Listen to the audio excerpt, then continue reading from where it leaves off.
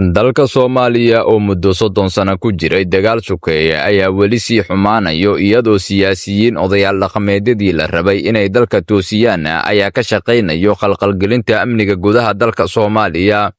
Soomaaliya waxaa madax ka soo noqday siyaasiyiin kala duwan oo isugu jiro kuwa dana gaara ilaashanayo rajo laga qabay hadalkii ahaa Soomaali oo heshiis ah dunida heshiis la ayaa noqday mid afka kaliya ka soo baxay oo aan lagu dhaqmin.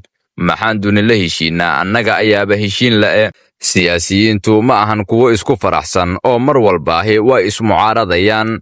madaxweynaha Soomaaliya Xasan Sheekh Maxamuud ayaa markii uu kursiga ku fadhiistay wuxuu iclaamiyay hadal muwaadiniinta Soomaaliya farxad geliyay kaasoo ahaa Soomaali oo heshiis la ah dunida iyadana heshiis ah.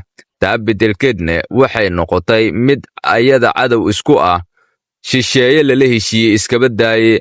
maalin walba waxaa la dilaa muwaadin Soomaaliyeed. colaadaha sukeeye waa kuwa ku caan baxay dalka gudihiisa. madaxweynaha Soomaaliya dana gaara miyuu leeyahay mase weli waan sugaynaa riyadii ahayd Soomaali heshiis la ah dunida iyadana heshiis ah.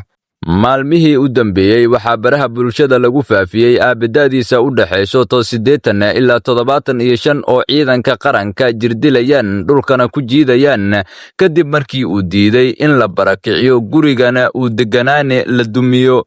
ficilkana ayaa waxaa ka falceliyay siyaasiyiinta mucaaradka iyo bulshada inteeda kale.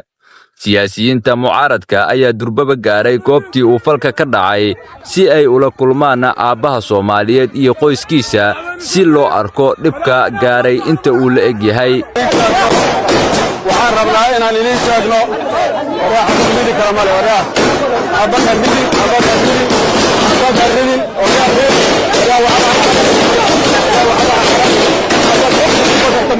heer nuucee maraynaa haddii waayeelkii iyo hooyooyinkii mudnaa in loo naxariisto aan loo naxariisanaynin sideena duni kula heshiinaa annagana u heshiin karnaa.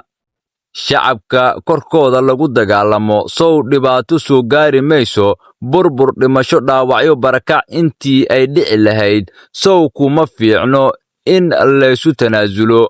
boqolaal qof oo dhiigooda la badbaadiyo sow kama khayr badno kursiga loo tartamayo. haddaan dhexdayna isku mashquulno yaa naga celinayo shisheeyaha ciidayna damcaayo iyo dadka naga midka ah oo dhiiggayna xalaashanayo.